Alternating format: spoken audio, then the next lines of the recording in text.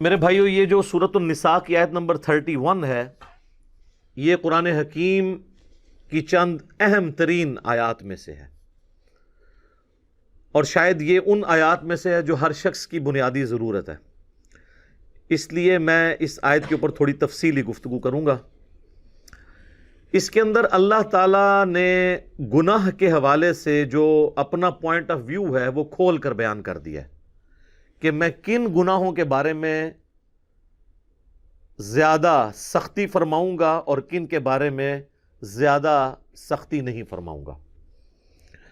پہلے اس آیت کو کور کرتے ہیں، پھر انشاءاللہ اس کے کانٹیکسٹ میں کراس ریفرنس کے طور پہ قرآن حکیم سے کچھ آیات پیش کروں گا گناہ کبیرہ کے پوائنٹ آف ویو سے، اور کچھ صحیح الاسناد احادیث بھی انشاءاللہ اس حوالے سے ڈسکس کریں گے۔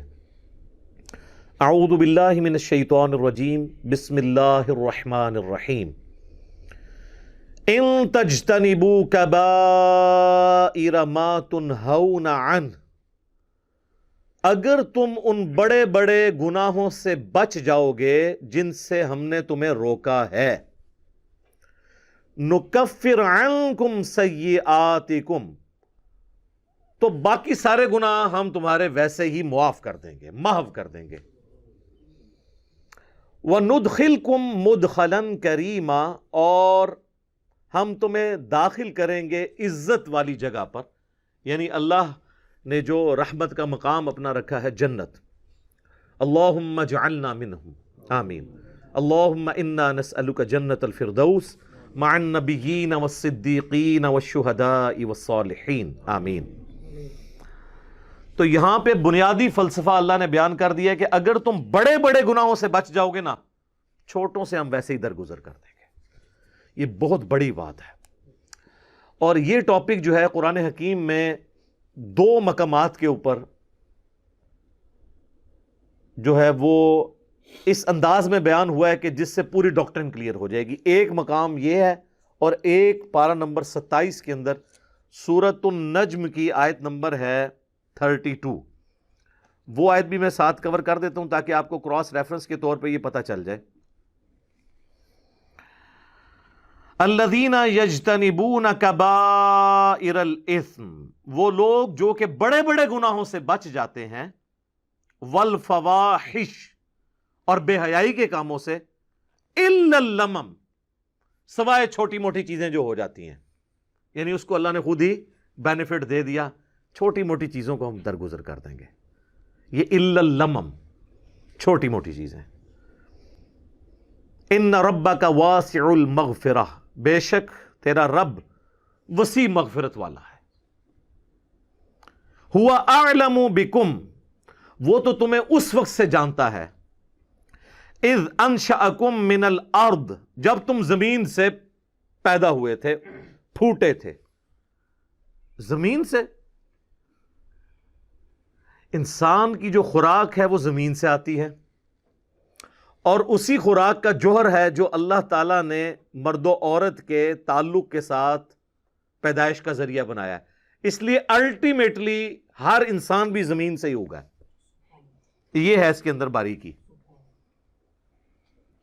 وَإِذْ أَنْتُمْ أَجِنَّةٌ فِي بُطُونِ أُمَّهَاتِكُمْ، اور وہ اس وقت بھی تمہیں جانتا ہے جب تم ایک جنین کی شکل میں، ایک ایمبریو کی شکل میں رحم مادر میں تھے، ماں کے شکم میں تھے، وہ اس وقت سے تمہیں جانتا ہے۔ یعنی اللہ تعالیٰ سے کون سی انسان کی چیزیں چھپی رہ سکتی ہیں؟ فَلَا تُزَكُّوا أَنفُسَكُمْ، تو مت کہا کرو اپنے آپ کو کہ میں بڑا پرہیزگار اور نیک ہوں۔ هُوَ أَعْلَمُ بِمَنِ اتَّقَىٰ، وہ خوب جانتا ہے کہ کون کتنا متقی ہے۔ اللہ کہہ رہے زمین سے جب تم اگے تھے، سر یہ اللہ ہی ڈیٹا رکھ سکتا ہے کہ زمین سے جو گندم اگنی ہے، یہ گندم کس نے کھانی ہے، اور باقی چیزیں جو انسان استعمال کرتا ہے، اس سے پھر وہ جو قطرہ بننا ہے منی کا اور مرد و عورت کا جو ملاپ، پوری کی پوری چیزیں، یعنی بالکل جسے کہتے ہیں نا بنیاد تک اللہ تعالیٰ کے علم میں ہے۔ تو اللہ تعالیٰ کو کوئی اپنے نیکوکاری کا احسان نہیں جتا سکتا، اللہ کو پتہ ہے کون کتنا نیک ہے۔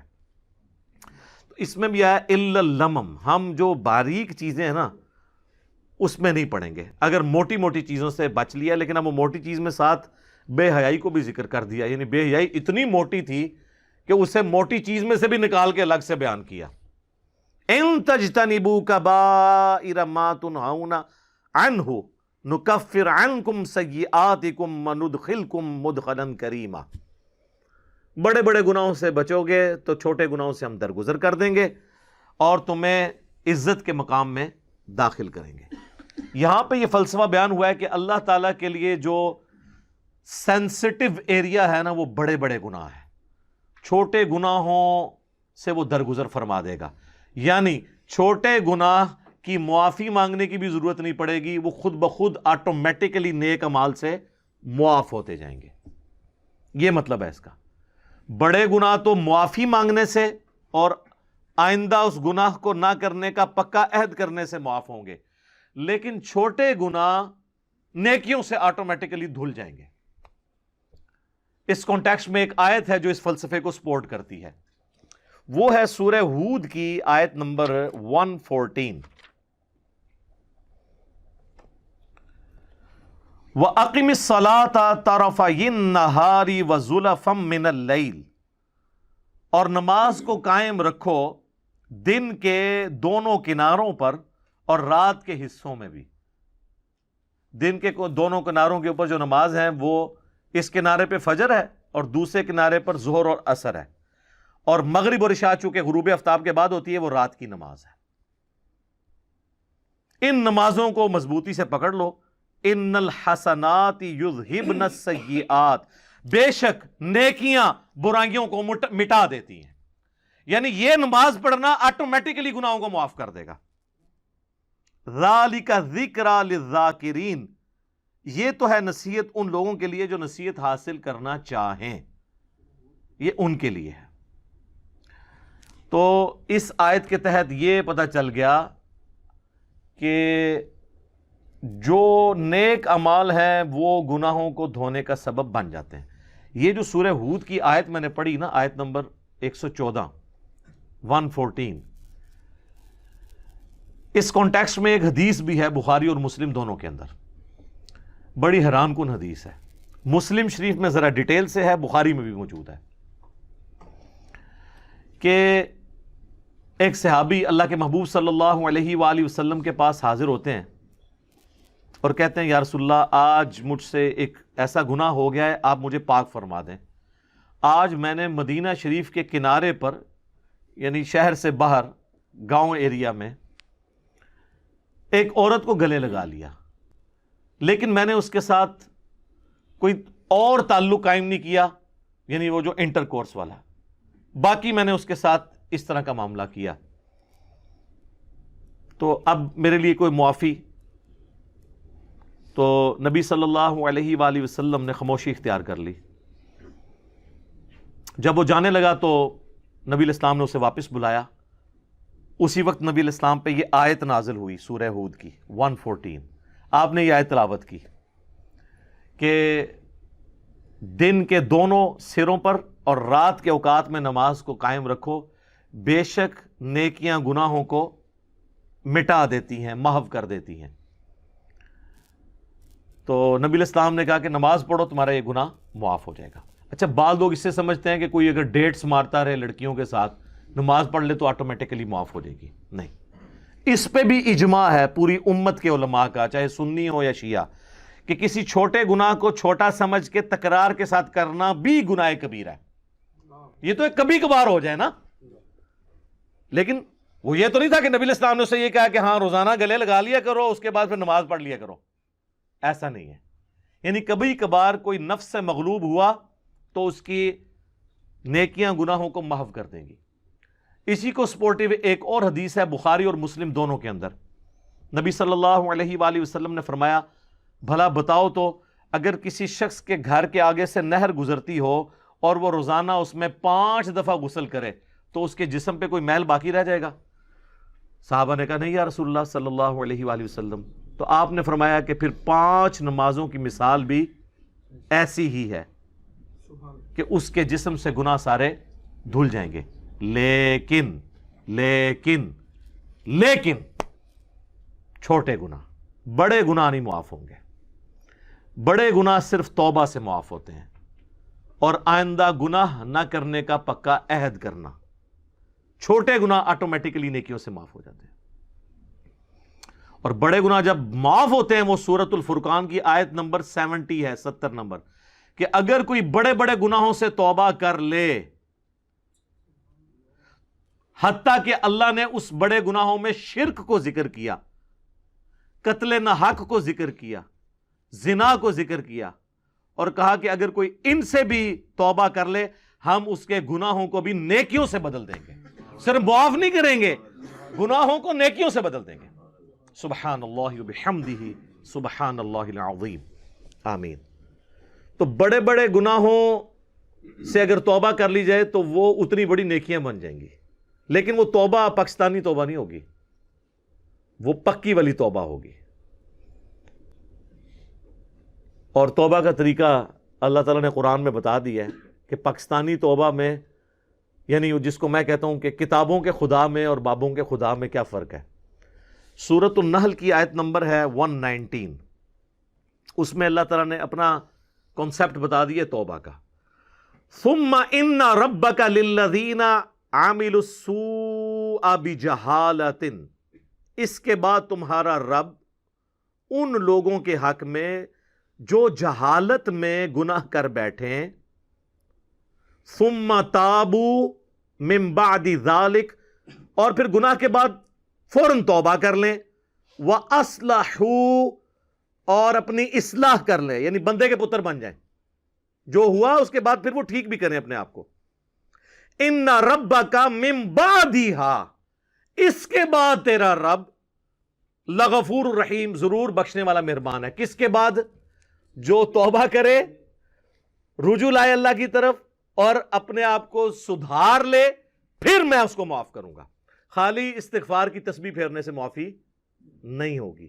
یہ ہے کنسپٹ قرآن کا.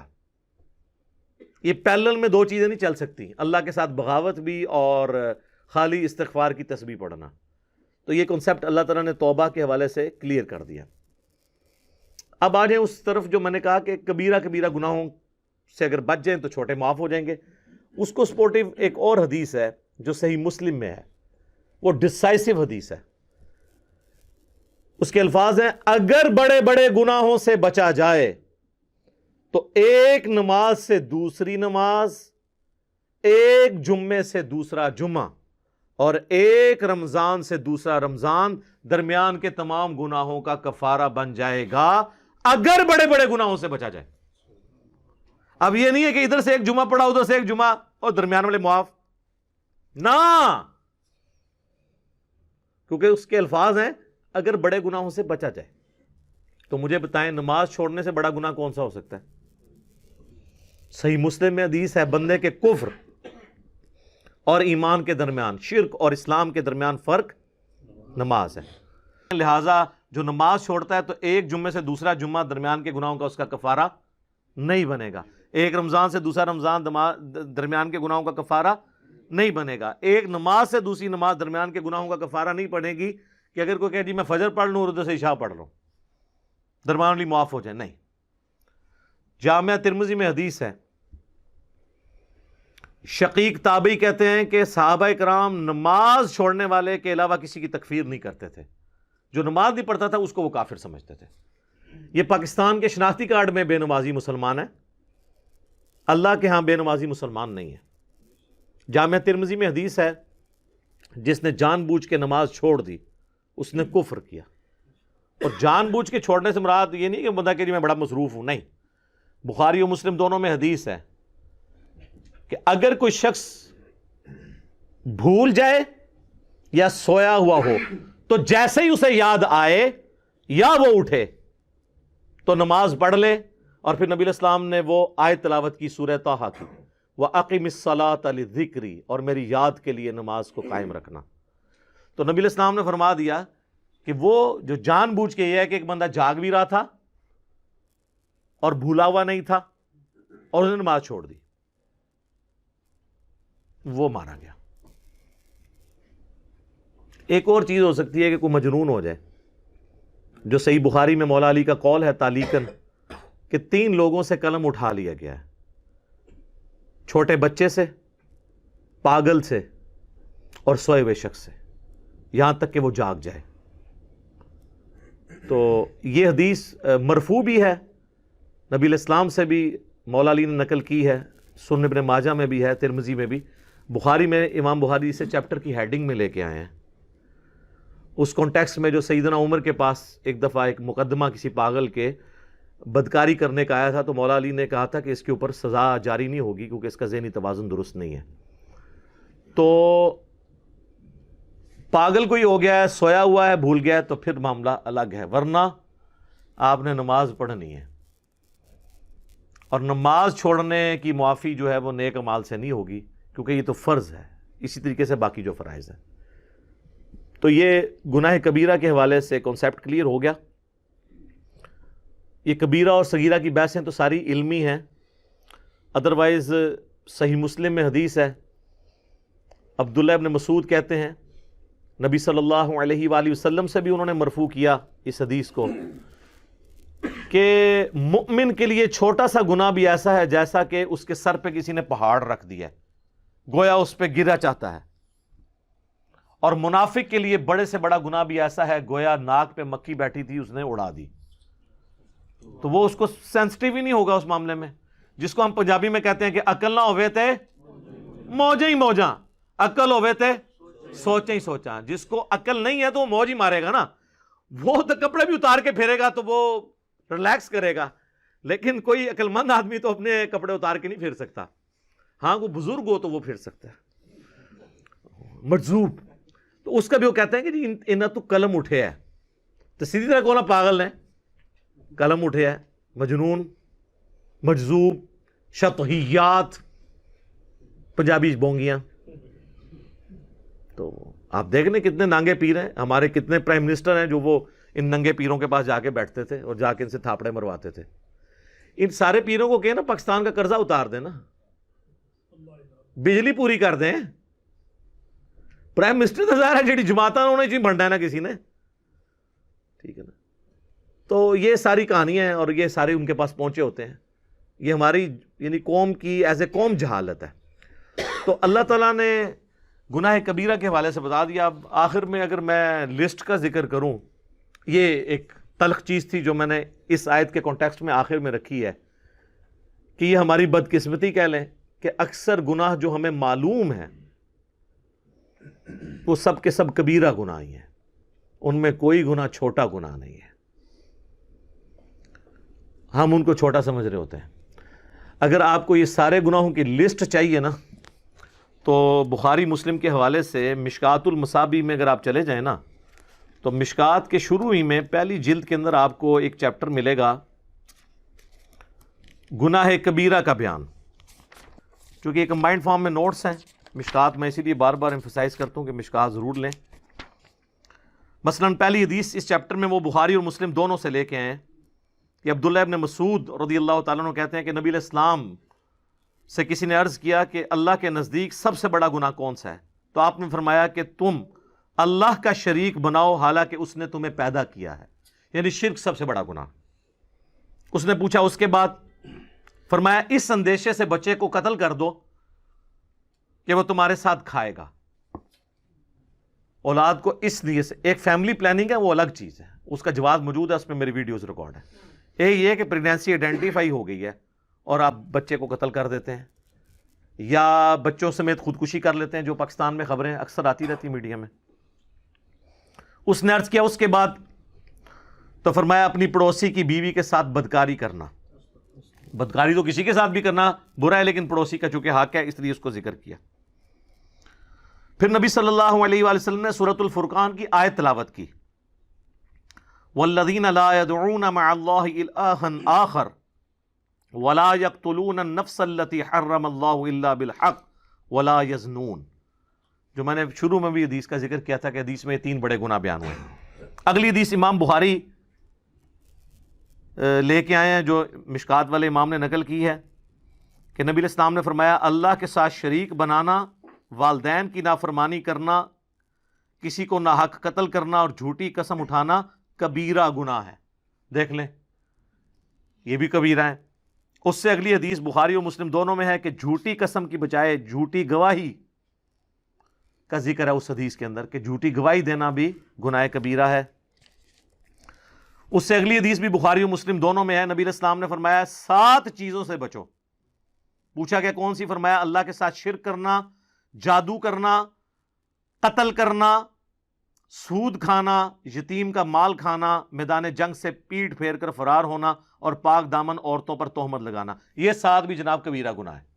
میں نے کہا تھا یہ بدقسمتی ہے کہ جتنے گناہ ہمیں نون ہے نا وہ سارے کبیرہ ہیں۔ اس سے اگلی حدیث بھی بخاری اور مسلم دونوں میں ہے، نبی علیہ السلام نے فرمایا جب زانی زنا کرتا ہے اس وقت وہ مومن نہیں ہوتا، جب چور چوری کر رہا ہوتا ہے وہ اس وقت مومن نہیں ہوتا، جب شرابی شراب پی رہا ہوتا ہے وہ اس وقت مومن نہیں ہوتا، اور جب وہ یہ کام کر چکتا ہے تو یعنی ایمان اس کے میں سے نکل جاتا ہے، اس کے بعد اس کے اندر ایمان دوبارہ لوٹتا ہے، اور خیانت کرنے والا خائن اس وقت مومن نہیں ہوتا۔ اور پھر آخر میں الفاظ ہیں پس تم بچ جاؤ، پس تم بچ جاؤ، 2 دفعہ نبی علیہ السلام نے فرمایا۔ تو آگے بخاری مسلم دونوں میں حدیث ہے منافق کی 3 نشانیاں ہیں، جب بات کرے تو جھوٹ بولے، وعدہ کرے تو خلاف ورزی کرے، اور جب امانت رکھی جائے خیانت کرے۔ لو جی پوری قوم کے اوپر فٹ ہو رہی ہے۔ اور مسلم میں تو آگے الفاظ ہیں اگرچہ وہ روزہ رکھے، نماز پڑھے اور مسلمان ہونے کا دعویٰ بھی کرے تب بھی وہ منافق ہے، یعنی عملاً منافق ہے، اعتقاداً نہیں، اعتقاداً تو مسلمان ہے لیکن عملاً منافق ہے۔ اور ایک اور حدیث ہے بخاری اور مسلم کی، اس میں 4 چیزوں کا ذکر ہے، نبی علیہ السلام فرمایا جو 4 خصلتیں جس میں ہوں گی وہ پکا منافق ہے، اور جس میں ایک ہوئی وہ بھی نفاق کی ایک شاخ کے اوپر ہے، یہاں تک کہ اس عمل کو چھوڑ دے۔ نمبر 1 امانت رکھی ہے تو خیانت کرے، نمبر 2 بات کرے تو جھوٹ بولے، نمبر 3 عہد کرے تو توڑ دے، اور جب جھگڑا ہو تو گالی گلوچ پر اتر آئے۔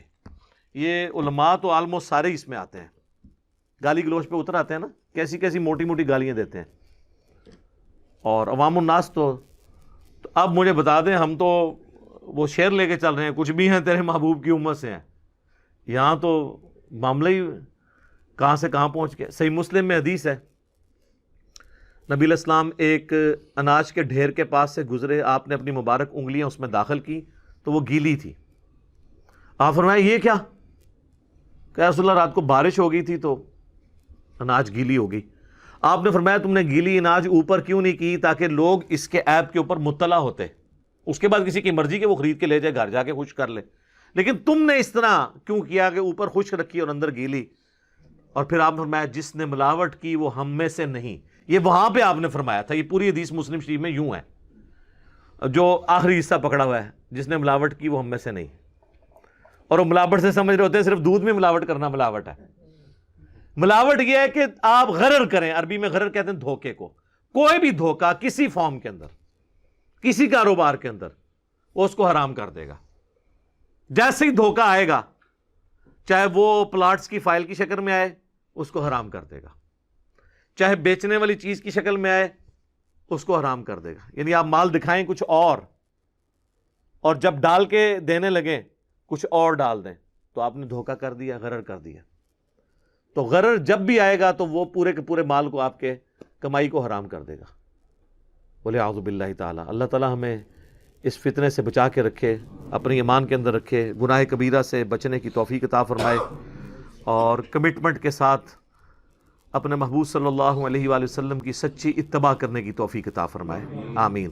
تو یہ میں نے اس لیے گناہ کبیرہ کے حوالے سے تفصیلی گفتگو کی۔ اکثر لوگ پوچھتے ہیں توبہ کا طریقہ کیا ہے، کون کون سے بڑے بڑے گناہ ہیں، اور چھوٹے گناہوں کے بارے میں کیا ہے۔ تو توبہ تو میں نے آپ کو بتا دیا کہ توبہ یہ ہے کہ اپنی اصلاح کرنی ہے۔ اس کو میں دنیاوی مثال سے آخر میں سمجھا دیتا ہوں، پھر آگے چلتے ہیں۔ مجھے بتائیں، جس شخص کی زندگی میں ایک دفعہ، بالکل پہلی دفعہ کسی گرم استری سے ہاتھ جل جائے، دوسری دفعہ وہ ٹھنڈی کو بھی لگاتے ہوئے ڈرے گا نا، کہ ہو سکتا ہے تھوڑی دیر پہلے کوئی استری نہ کر گیا ہوئے۔ اس لیول کا ڈر جب آپ کا کسی گناہ کے بارے میں آئے گا نا دوبارہ کرتے ہوئے، تو آپ سمجھ لیں آپ نے توبۃ نصوحا کر لی ہے۔ یا ایھا الذین آمنوا توبوا الی اللہ توبۃ نصوحا، ایسی توبہ کرو جو آگے کو نصیحت ہو جائے۔ اور اگر ایسا نہیں ہے تو بس پھر ٹھیک ہے، ایک خیال ہے اس کو آپ کے ویژول تھنکنگز کو لے کے آپ چلیں اور کبھی آپ شیطان کے اوپر ڈال دیں۔ میں تو یہ چیلنج کرتا ہوں بار بار کہ اگر گورنمنٹ آف پاکستان یہ اناؤنسمنٹ کرے کہ جو شخص فجر کی نماز اپنے محلے کی مسجد کی پہلی صف میں ادا کرے تو فی فجر 1,00,000 روپیہ، دوسری صف والے کو 50,000، تیسری والے کو 25,000، تو دنیا کے سارے شیاطین مل کے دنیا کے سب سے بڑے بے نمازی کی بھی فجر نہیں چھڑوا سکتے۔ ہاں کر کے دیکھ لیں، اگر آپ کو ہے نا ایسی آنکھی نہیں کھلتی، او جی انہوں ہوش ہی نہیں ہوندی۔ ہم نے ان لوگوں کو بھی اپنے آفس میں دیکھا ہے کہ جن کو ہوش ہی نہیں ہوتی تھی، لیکن جب انہوں نے کبھی کسی آفیشل ٹور پہ دوسرے ملک جانا ہوتا تھا تو اللہ کے فضل سے وہ تہجد کے وقت اٹھے ہوتے تھے۔ ٹھیک ہے، تو یہ سب کے سب بہانے ہیں۔ پھر کہتے ہیں دعا کریں توفیق مل جائے۔ آج تک ہمیں کسی نے نہیں کہا کہ جی دعا کریں، ارادہ ہے گھر جا کے رات کا کھانا کھانا ہے، توفیق مل جائے، نہیں، وہ کھانا ہوتا ہے۔ آج تک کسی نے ٹوائلٹ جانے سے پہلے کہا جی دعا کریں، مطلب ایک بڑا مشکل کام میں کرنے جا رہا ہوں، ہے تو مشکل کام ہے سر، پیشاب بند ہو جائے تو نہیں کھلتا، آپریشن ہوتا ہے، تو مہربانی کریں ذرا دعا کریں کہ اللہ تعالیٰ عزت سے یہ پیشاب میرا نکلوا دے، نہیں، وہ ارادہ ہوتا ہے۔ سارے کی ساری یہ دعائیں توفیقیں نیک اعمال کے بارے میں، کیونکہ وہ کرنے نہیں ہوتے۔ یہ بات ہے اصل میں جو ہم نے سر کام کرنا ہوتا ہے نا۔ آج تک کبھی ہوا ہے کہ کوئی شخص، ہمارے باوجداد میں بھی رپورٹ ہوا ہو، کوئی شخص مسجد میں نماز کے لیے گیا ہو تو شیطان دروازے پہ آ کے فزیکلی کھڑا ہو جائے، آج تنوں میں مسجد ہی نہیں وڑن دینا، نہیں۔ اور یہ بھی نہیں ہوگا کہ اذان ہو اور آپ کے پاؤں آٹومیٹکلی مسجد کی طرف چل پڑیں، یہ بھی نہیں ہوگا، ورنہ تو جنت اور جہنم کا کنسیپٹ ختم ہو جائے گا۔ یہاں اللہ نے اختیار دے دیا، انا ہدیناہ السبیل اما شاکرا و اما کفورا، ہم نے تو ہدایت کا راستہ واضح کر دیا ہے، چاہو تو شکر گزاری کی روش اختیار کرو، خواہ نہ شکری کی۔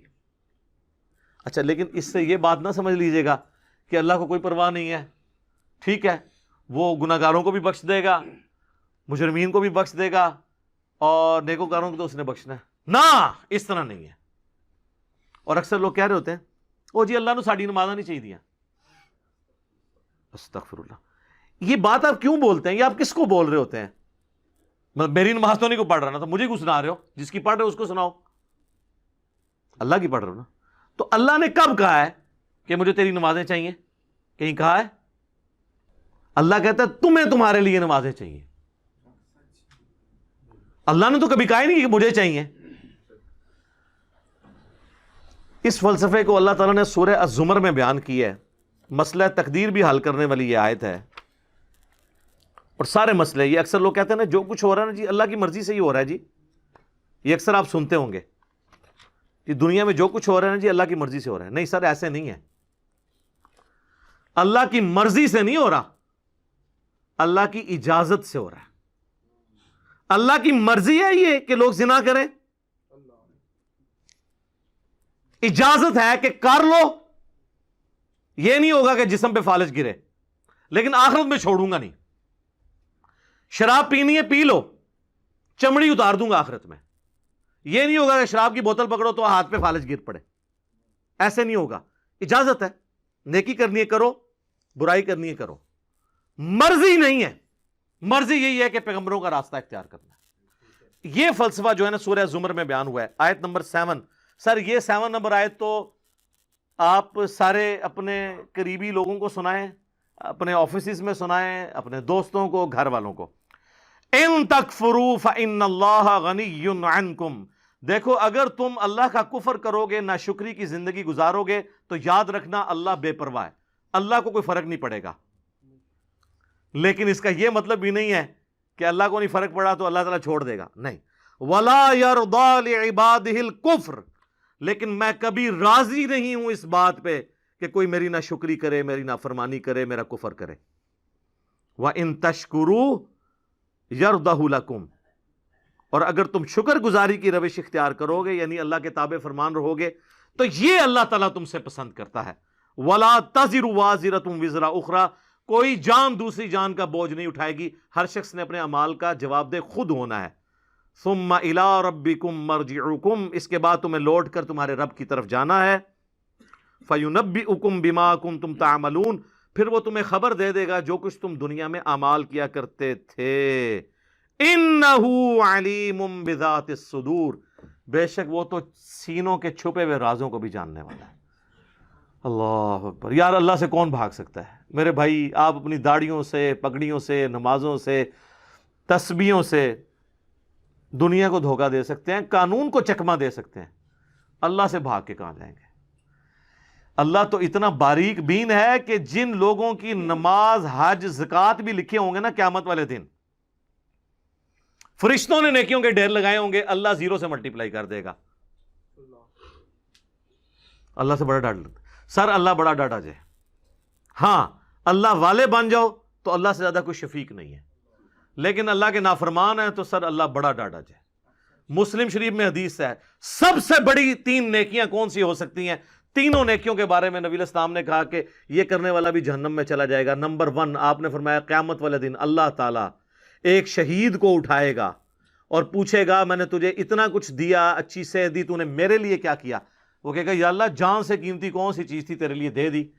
تو اللہ تعالیٰ فرمائے گا تو نے جان اس لیے دی کہ لوگ تجھے بہادر کہیں، تو دنیا نے تیری بڑی تعریف کی، تو دنیا سے اپنا اجر لے چکا ہے، میرے ہاں کوئی اجر نہیں، اوندھا منہ کر کے جہنم میں. فرشتوں نے اسے شہید لکھا ہوا ہے، اللہ نے کہا نہ، آپ اپنی نیکیوں سے فرشتوں کو بھی دھوکہ دے سکتے ہیں. فرشتے تو ظاہری مال کو لکھیں گے، ہاں جی یہ ہے. تو یہ حساب کتاب تو بس اس خانہ پوری ہے، اصل میں تو اللہ تعالیٰ خود حساب کرنے والا ہے. اللہم حاسبنی حسابا یسیرا، آمین. پھر اللہ تعالیٰ ایک سخی کو بلائے گا کہ اتنا مال دیا تھا تو نے کیا کیا؟ وہ کہے گا یا اللہ جو بھی مجھے جگہ ملتی تھی نا کہ یہاں پہ تو نے خرچ کرنے کا کہا ہے، میں نے کوئی جگہ نہیں چھوڑی کہ وہاں پہ خرچ نہ کیا ہو. اللہ تعالیٰ فرمائے گا تو نے اس لیے خرچ کیا کہ لوگ تیری تعریف کریں کہ یہ بڑا سخی ہے، تو دنیا میں تیری بڑی تعریف ہوتی تھی، میرے ہاں تیرے لیے کوئی اجر نہیں ہے، اوندھا منہ کر کے جہنم میں. پھر قرآن کے قاری کو بلایا جائے گا، اللہ تعالیٰ کہے گا میں نے تجھے قرآن دیا تھا، تو نے میرے لیے کیا کیا؟ کہے گا یا اللہ میں نے اتنے لوگوں کو قرآن سکھایا، قرآن کی تعلیم دی. اللہ نے فرمایا یہ اس لیے کہ لوگ تجھے قاری کہیں، تو دنیا میں تیری بڑی تعریف ہوئی، تیرے نام سے پہلے بھی 8 دمیں ہوتی تھی، بعد میں بھی 10 دمیں لگتی تھی، یہ میں اس کی تشریح کر رہا ہوں. پھر لوگ کہتے ہیں نہیں دیسی تو لکھے ہی نہیں سی ہوا، دیسی اتنا کوئی نہیں لکھا ہوتا، وہ آپ کڑنا ہوتا ہے بچوں، کیونکہ قرآن پرانا نہیں ہوتا. قرآن اگر نبی علیہ السلام کے زمانے میں بات ہو رہی ہے نا سورۃ الانفال میں کہ اپنے جو گھوڑے ہیں وہ جہاد کے لیے تیار رکھو، تو آج گھوڑوں کو ہم میزائل میں اور ایئر کرافٹس کی فارم میں اس کو ترجمے اور تشریح میں بیان کریں گے. ہمیں یہ کوئی گلا نہیں کرے گا یہ قرآن میں گھوڑے لکھیا سی تسی یہ کیوں بیان کیتا ہے. تو تسی کھوتے نہ بنو، اپنی عقل بھی استعمال کرو، وہ تو ڈاکٹرن ہوتی ہے. اللہ تعالیٰ اس کو اوندھا منہ کر کے جہنم میں پھینکے گا. سر ان 3 بڑی نیکیوں سے بڑی کو نیکی کسی کو پتا تو مجھے بتا دے. شہادت سے بڑی کوئی نیکی نہیں ہے. سب سے قیمتی چیز اللہ کو دے دینا، جان. اللہ کی راہ میں مال لوٹانا، قرآن میں نماز کے ساتھ آلموسٹ ہر جگہ انفاق فی سبیل اللہ کا حکم آیا. اور تیسرا قرآن کی تعلیم، وہ تو سر بخاری میں حدیث ہے تم میں سب سے بہتر وہ جو قرآن سیکھے اور سکھائے. ان 3 نیکیوں سے بڑی کو نیکی پاسبل نہیں ہے، لیکن 0 سے ملٹیپلائی، کیونکہ اللہ کے لیے نہیں کی. مسند احمد میں حدیث ہے جس نے دکھلاوے کے لیے روزہ رکھا اس نے شرک کیا، جس نے دکھلاوے کے لیے نماز پڑھی اس نے شرک کیا، اور جس نے دکھلاوے کے لیے صدقہ کیا اس نے شرک کیا. کی نیکی ہو گیا شرک. یہ کیا بات ہوئی؟ نماز کیسے شرک ہو گئی؟ نماز تو اللہ کی ہوتی ہے، پڑھی بھی اللہ کے لیے لیکن دکھانے کے لیے کسی کو. ہمارے ایک ایکس پریزیڈنٹ تھے نا، مجھے ان کی پالیسی سے تو بہت اختلاف ہے، جنرل ضیاء الحق، لیکن ایک مذہبی آدمی تھے. ان کی وجہ سے ہماری فوج کے اندر کافی ریفارمز آئیں، اور یہ بہت بڑا احسان ہے ان کا پاکستانی فوج کے اوپر، ورنہ ان سے پہلے کی فوج اور آج کی فوج میں بڑا فرق ہے. اب آپ کو مذہب کا رنگ غالب نظر آئے گا ہماری فوج کے اندر. اور جب فوج سے لوگ ریٹائر ہوتے ہیں تو میں نے تو سب سے زیادہ باقی اداروں کی نسبت ان لوگوں کو دیکھا ہے کہ پریکٹسنگ مسلمان ہیں، کیونکہ موت کو بڑا قریب سے دیکھ لیتے ہیں نا، تو بڑے بڑے لوگوں کی عقل ٹھکانے ہو جاتی ہے. جب اپنے ساتھ آپ شہداء کی لاشیں اٹھاتے ہیں بارڈرز کے اوپر، تو بس انسان کو نظر آتی ہے یار کل تو یہ میرے ساتھ روٹی کھا رہا تھا، آج میں اس کے جسم کے لوتھڑے سمیٹ رہا ہوں. تو سب بڑے بڑے لوگوں کا قبلہ درست ہو جاتا ہے. تو جنرل ضیاء الحق صاحب چونکہ نمازی تھے بڑے پکے، تو ان کے ساتھ جو لوگ ہیں نا، انہوں نے مجھے بتایا کہ جب وہ نماز جاتے تھے لوگ بغیر وضو بھی ساتھ پیچھے کھڑے ہو جاتے تھے، کیونکہ وہ نماز پڑھنے کا تو موڈ نہیں ہوتا تھا، اور وضو تو ایک تردد ہے نا، اور وضو کسی کا چیک تو نہیں ہو سکتا سونگ کہ اس کا وضو ہے یا نہیں ہے، تو وہ اس پر ٹوٹل پورا. جس طرح ہمارے یہاں پہ کئی پولیٹیکل لیڈرز کے لوگ جنازے پڑھنے کے لیے صحافی بھی آئے ہوتے ہیں، اگر آپ ان سے نماز انہیں نماز بھی نہیں آتی اور جنازہ پڑھنے کے لیے آئے ہوتے ہیں، ادھر سوٹیں لگا رہے ہوتے ہیں، ادھر میسیج دیکھ رہے ہوتے ہیں، ساتھ ہی جنازے کی اناؤنسمنٹ ہوئی، جنازہ پڑھا، نہ ان کو دعا آتی نہ وضو کیا ہوتا ہے، الا ماشاء اللہ. یعنی یہ نا آپ کہ میں ساروں کے لیے بات کر رہا ہوں. تو وہ ساری اس طرح کی جو نمازیں پڑھ رہے ہوتے ہیں وہ تو دکھلاوے کی ہو رہی ہوتی ہے نا، اللہ کے لیے تو ہو نہیں رہی ہوتی ہیں. تو استغفر اللہ الذی لا الہ الا ہو الحی القیوم واتوب الیہ من کل ذنب واتوب الیہ، آمین ثم آمین. اب میرے بھائیوں اگلی آیات کی طرف آتے ہیں، سورہ النساء کی آیت نمبر 32 سے آنورڈ. وَلَا تَتَمَنَّوْا مَا فَضَّلَ اللَّهُ بِهِ بَعْضَكُمْ عَلَى بَعْضٍ، مت تمنا کیا کرو ان چیزوں کی جو اللہ تعالیٰ نے بعض کو بعض پہ کوئی فضیلت دے رکھی ہے. ہائے ہائے ہائے، حسد نہیں کرنا. کسی کو اللہ نے اچھا چہرہ دے دیا ہے، کسی کو اچھا قد دے دیا ہے، کسی کو اچھا منصب دے دیا ہے، کسی کو زیادہ دولت دے دی ہے، تو اس چکر میں نہ پڑا کرو کہ حسد کرو. کوشش کرنا آپ کا حق ہے، جیلسی نہیں کرنی، لیکن اللہ تعالیٰ نے ایک چیز ایسی بتا دی کہ جو تم کما سکتے ہو. میں اپنے ماں باپ چوز نہیں کر سکتا، اپنی ڈیسٹنی چوز نہیں کر سکتا، اپنی موت کا وقت چوز نہیں کر سکتا، لیکن ایک چیز ہے جو میں اپنی مرضی سے کر سکتا ہوں. وہ کیا ہے؟ اللہ نے جن باتوں کا حکم دیا ہے ان پہ عمل کروں، اور میری اکاؤنٹیبلٹی بھی اسی کام کے اوپر ہونی ہے.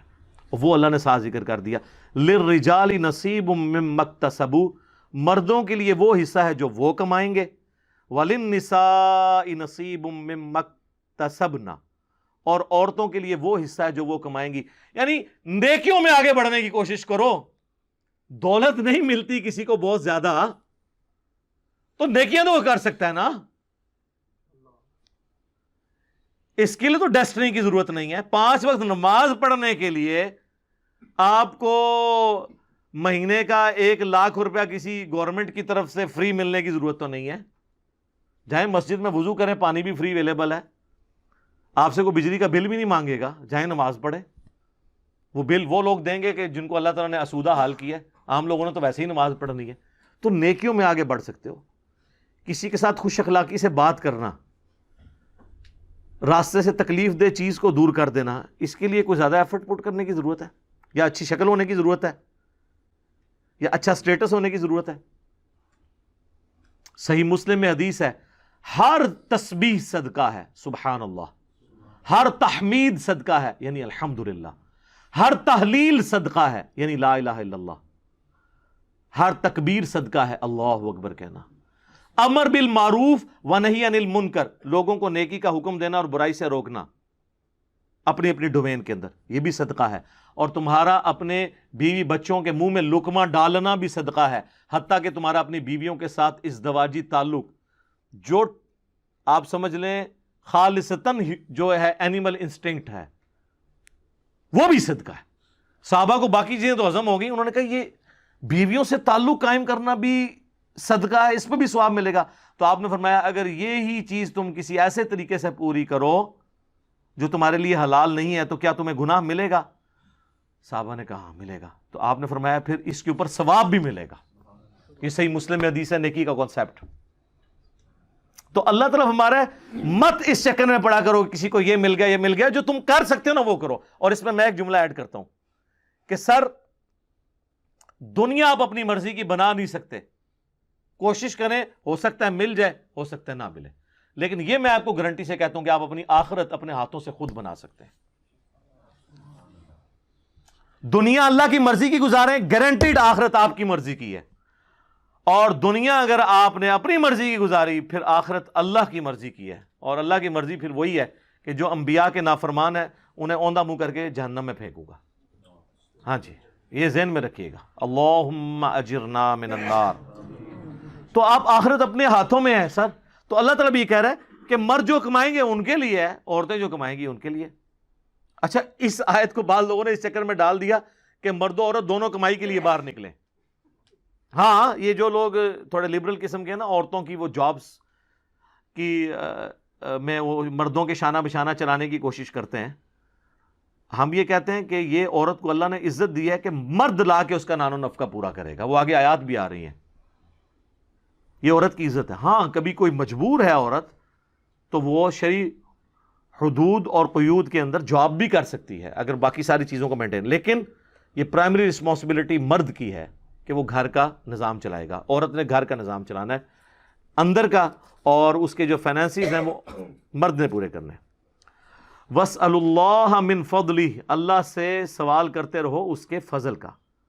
اللہم انی اسألک من فضلک ورحمتک، آمین. ان اللہ کان بکل شیء علیما، بے شک اللہ تعالی ہر چیز کا علم رکھنے والا ہے. اچھا یہ میں جو جگہ جگہ دعائیں پڑھتا ہوں نا، یہ صحیح مسلم میں حدیث ہے کہ نبی علیہ السلام نماز میں بھی جب قرآن پڑھتے تھے نا تو جہاں جہاں جہنم کی آیات آتی تھیں اللہ سے جہنم کی پناہ مانگتے تھے، اور جہاں جنت کی آیات آتی تھی اللہ سے جنت کا سوال کرتے تھے. اور یہاں پہ کیا ہو رہا ہوتا ہے، چونکہ ہمیں قرآن کا ترجمہ نہیں آتا، محفل قرات کے اندر جہنم کی آیات پڑھی جا رہی ہوتی ہیں اور پیچھے سننے والے کہتے ہیں سبحان اللہ، حالانکہ وہاں کہنا ہوتا ہے وَلِعَاذُ بِاللَّہ، اللہ کی پناہ، یا اللہم اجرنا من النار. جو ترجمہ تو آتا ہی نہیں ہے. بلکہ وہ اگلے دن مجھے آپ نہیں بلکہ ویڈیو دکھائی تھی، وہ بنگلہ دیش کی تھی، وہاں کی گورنمنٹ نے دیکھیں کیا عقل مندی کی ہے. یہ جو لوگ، آپ کو پتہ نا مردوں کو عادت ہوتی ہے کہ وہ مختلف بلڈنگز کے باہر جو ہے نا وہ پیشاب کرنا شروع کر دیتے ہیں. مرد کے لیے تو کوئی اس طرح کا ایشو نہیں ہوتا، تو آپ بھی یہاں دیکھتے ہیں جگہ جگہ لکھا ہوتا ہے دیکھو گدھا پیشاب کر رہا ہے، تو تاکہ لوگ پیشاب نہ کریں، لوگ پھر بھی کرتے ہیں. تو انہوں نے ایسی زبردست اس کی ٹیکنیک جو ہے نا وہ دریافت کر لی کہ انہوں نے وہی عبارت عربی میں لکھ کے لگا دی، قرآن کے سٹائل میں عربی جو ہوتی ہے نا. تو وہ جو لوگ ایسے وہ عربی دیکھتے تھے وہ سمجھتے تھے آیت ہی لکھی ہے تو وہاں پیشاب نہیں کرتے تھے. اور یہ انہوں نے ایک سوشل ایکسپیریمنٹ کے تحت کیا ہے، سوشل ایکسپیریمنٹ. تو اور بلکہ کچھ لوگ تو وہاں سے گزرتے ہوئے اس کو یوں ہاتھ لگا کے چوم کے بھی جا رہے ہیں. ہاں جی، اور لکھا یہ ہوا ہے یہاں پہ پیشاب کرنا منع ہے عربی میں. ہاں جی وہی بات ہے، کہتے ہیں جی عربی نو گالاں کڈتے رہے اگوں قرآن ہی سناندا سی. او عربی بھی عربی گالاں پہ کڈدا سی تو کہتے ہیں اگوں قرآن ہی پڑھدا سی. تو یہ حالت ہے. وَلِكُلٍّ جَعَلْنَا مَوَالِيَ مِمَّا تَرَكَ الْوَالِدَانِ وَالْأَقْرَبُونَ، اور ہر ایک کے لیے بنا دیے ہیں ہم نے وارث اس کے مال میں سے وہ جو چھوڑ جائیں اس کے ماں باپ اور قریبی رشتہ دار، جو ہم شروع میں ڈسکس کر چکے ہیں قانون وراثت اسلام کا کہ جب کوئی مر جائے تو اس کی پیچھے دولت کیسے تقسیم ہوگی. وَالَّذِينَ عَقَدَتْ أَيْمَانُكُمْ فَآتُوهُمْ نَصِيبَهُمْ، اور جو لوگ جن سے تم عہد کر چکے ہو کہ تم ان کو کچھ مال دو گے تو ان کا حصہ ان کو دے دو. یعنی اللہ تعالیٰ کہہ رہا ہے کہ چاہے وہ وارث بھی نہیں ہے، یعنی کوئی شخص ہے اور وہ اپنے کسی دوست سے کہتا ہے کہ یار مجھے جب اپنے والد کی جائیداد میں سے حصہ ملا نا تو میں تیرا یار کاروبار سیٹ کروا دوں گا، تجھے میں چلو یہ اتنا کر دوں گا. تو اللہ تعالیٰ ہمارا اگرچہ جس کے ساتھ تم نے وعدہ کیا ہے وہ وارث تو نہیں تھا تمہارے ماں باپ کے مال کا، لیکن جب تم نے عہد کیا ہے تو اس کو پورا کرو، اس کے ساتھ حسن سلوک کرو. ان اللہ کان علی کل شیء شہیدا، بے شک اللہ تعالیٰ ہر چیز کو دیکھ رہا ہے، مشاہدہ فرما رہا ہے. اب وہ آیت آ رہی ہے جو عورتوں کے گلے سے بڑی مشکل سے نیچے اترتی ہے، لیکن اگر اس کا پازیٹو پہلو دیکھا جائے تو یہ عورتوں کی عزت افزائی ہے اس آیت کے اندر. وہ سورۃ النساء کی آیت نمبر ہے 34. الرجال قوامون علی النساء، مردوں کو ہم نے حاکم بنایا ہے عورتوں کے اوپر. حاکم کا یہ مطلب نہیں ہے کہ وہ غلام ہے، یعنی مرد اور عورت مل کر ایک خاندانی ادارے کو وجود دیتے ہیں اور اس ادارے کا سربراہ مرد ہے. سر کسی بھی ادارے کا ایک ہی سربراہ ہو سکتا ہے، دو تو ہو ہی نہیں سکتے. وہ تو اللہ تعالیٰ نے سورہ بنی اسرائیل میں فرمایا کہ اگر اللہ کے، سورہ انبیاء میں، اگر اللہ کے ساتھ کوئی اور الہ ہوتا تو زمین و آسمان میں فساد برپا ہو جاتا. ایک وقت میں ایک ہی جو ہے نا وہ مینیجر ہو سکتا ہے. ہاں ڈپٹی مینیجر آپ جتنے مرضی رکھ لیں، جو جی ایم ہے یا مینیجر ہے وہ ایک ہی ہوگا جو پورا اس کو دیکھ کے چل رہا ہوگا. اس اعتبار سے مرد عورتوں پر حاکم ہے. ہیومن ڈگنیٹی میں دونوں برابر ہیں، بلکہ اسلام میں تو بعض اوقات ہیومن ڈگنیٹی میں عورتیں آگے بڑھ جاتی ہیں. صحیح بخاری اور مسلم دونوں میں حدیث ہے، ایک شخص نے عرض کیا اللہ کے محبوب صلی اللہ علیہ وآلہ وسلم، مجھ پہ سب سے زیادہ حق اس دنیا میں میرے قریبی رشتہ داروں میں سے کس کا ہے؟ فرمایا تیری ماں کا. دوسری بار پوچھا، فرمایا تیری ماں. تیسری بار پوچھا، فرمایا تیری ماں. چوتھی بار فرمایا تیرا باپ. یعنی 4 حق میں سے پہلے 3 حق ماں کو. تو یہاں پہ تو عورت آگے نکل گئی. پھر سنن نسائی میں حدیث ہے، جنت تیری ماں کے قدموں کے پاس ہے. یعنی یہ نہیں ہے کہ وہ فزیکلی وہاں پہ، مراد ان کی خدمت سے. تو اب اس پہ باپ رونا شروع کر دے کہ جی عورت آگے نکل گئی. نہیں، ہیومن ڈگنیٹی میں برابر ہے. بعض جگہ پہ مرد کو اللہ تعالیٰ نے کسی معاملے میں اوپر کیا ہے اور کسی جگہ پہ عورتوں کو. خیر یہ ایک ڈیٹیل ٹاپک ہے. میری یوٹیوب پہ ایک ویڈیو ہے، تمام شادی شدہ اور غیر شادی شدہ لوگ وہ ویڈیو ضرور دیکھیں. وومنس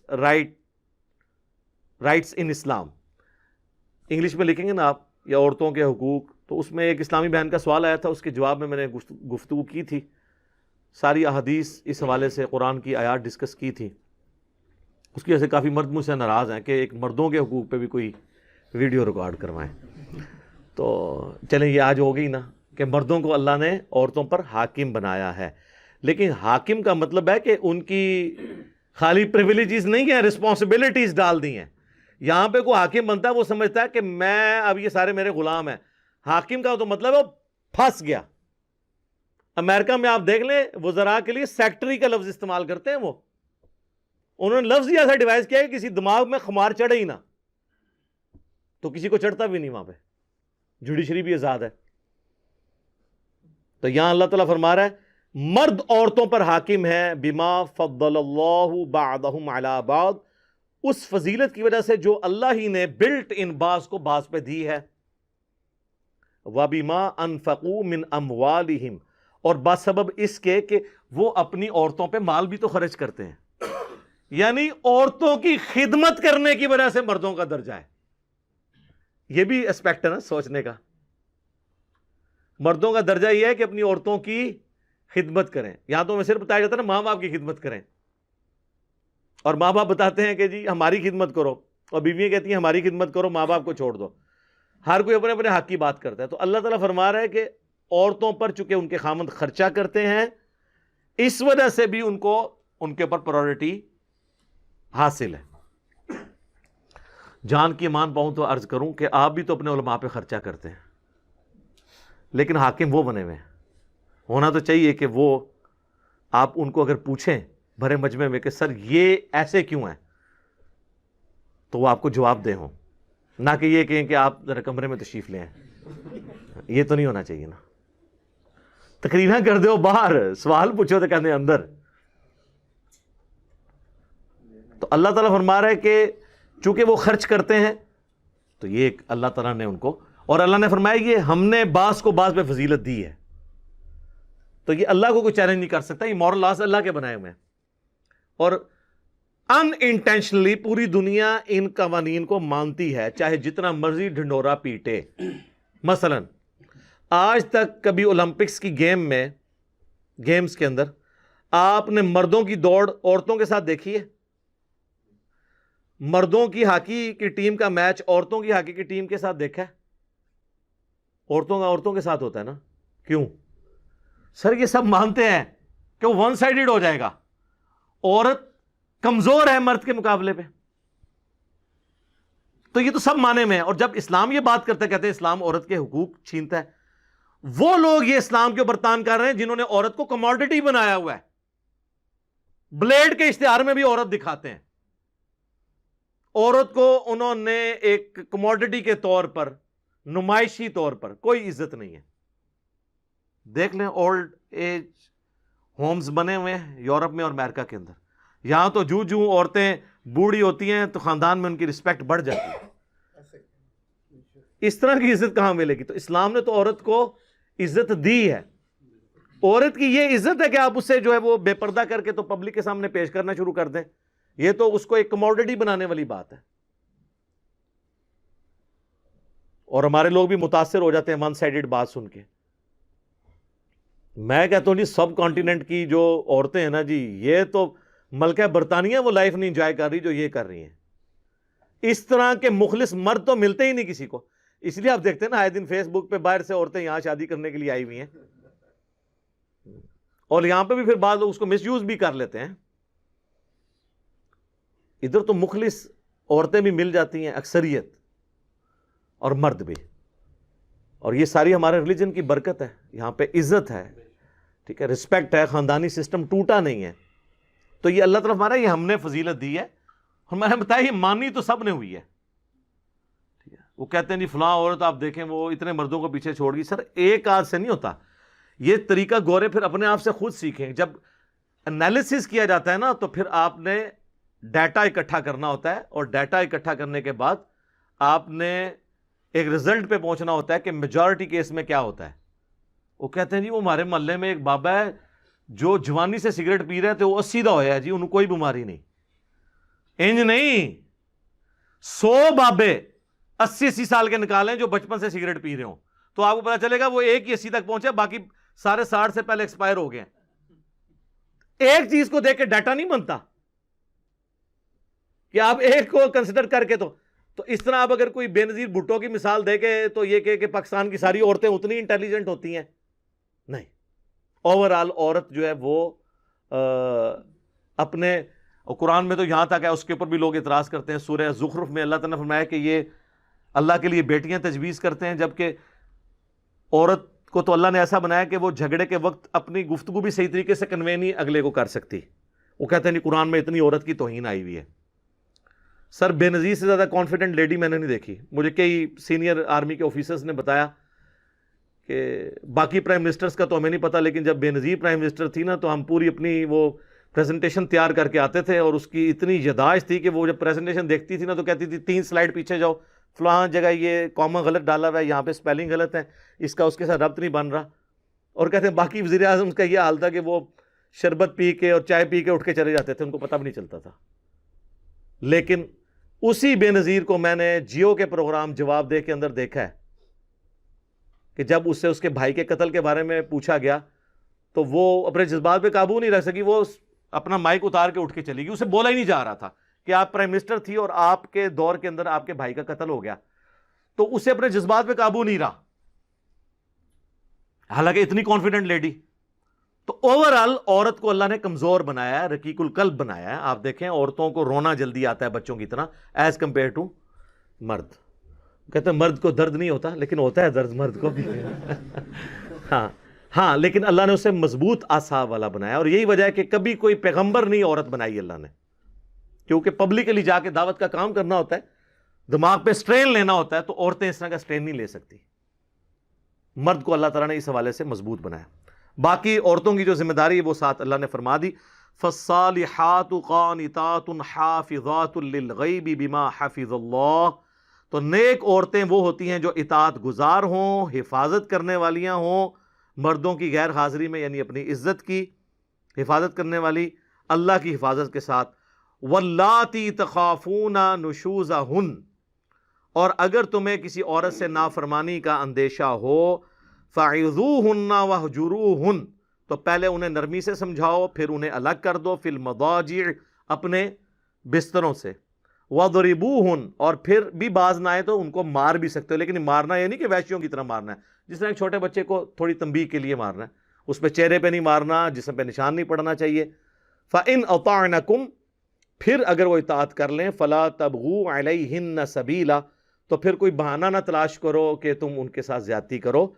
ان اللہ کان علیٰ کبیرا. بے شک اللہ بھی تو بہت بلند ہے اور بہت بڑا ہے. یعنی اللہ کی اتنی بڑی کبریائی ہے، وہ بھی تو تمہاری نافرمانیوں سے درگزر کرتا ہے، تم بھی اپنی بیویوں کے معاملے میں درگزر کی روش اختیار کرو. اس کانٹیکسٹ میں بخاری و مسلم دونوں میں حدیث ہے، نبی علیہ السلام نے فرمایا کہ عورت کو اللہ تعالیٰ نے آدم کی ٹیڑھی پسلی سے پیدا کیا ہے، اسے سیدھا کرنے کی کوشش نہ کرو ورنہ توڑ بیٹھو گے، اور اسے توڑنا، اسے طلاق دینا ہے. تم اس سے نفع حاصل کرو، ٹالریٹ کرو. صحیح مسلم میں حدیث ہے کوئی بھی اپنی بیوی سے مومنہ سے بغض نہ رکھے. مسلم شریف میں ایک اور حدیث ہے کہ دنیا برتنے کی جگہ ہے اور سب سے بہترین دنیا کا سرمایہ نیک بیوی ہے. ٹھیک ہے, یہ تو کئی حدیثیں مجھے فی البدی یاد ہیں. اب ٹائم مکمل ہو چکا ہے. وہ جو وومنز رائٹس ان اسلام جو میری ویڈیو ہے وہ آپ ضرور دیکھیں. میں نے ان سارے ایشوز کو اس میں ڈسکس کیا ہے, اور کافی ساری باتیں کرنے والی ہیں, لیکن اب ٹائم مکمل ہو چکا ہے. پھر انشاءاللہ تعالی زندگی رہی تو اگلی کلاس کے اندر آگے سے سٹارٹ کریں گے. اللہ تعالیٰ سے دعا ہے جو حق بات میں نے کہی اللہ تعالیٰ ہمارے دلوں میں راسخ فرمائے. اگر جذبات میں میرے منہ سے کوئی غلط بات نکل گئی تو اللہ تعالیٰ ہمارے دلوں سے ہی اسے محو کر دے, دھو دے, ہمیں معاف بھی فرما دے. ہمیں کتاب و سنت کی تعلیمات پر عمل کر کے دوسرے بھائیوں تک پہنچانے کی توفیق عطا فرمائے. سبحانک اللہم و بحمدک اشہد ان لا الہ الا انت استغفرک و اتوب الیک وما علینا الا البلاغ المبین. جزاکم اللہ خیرا.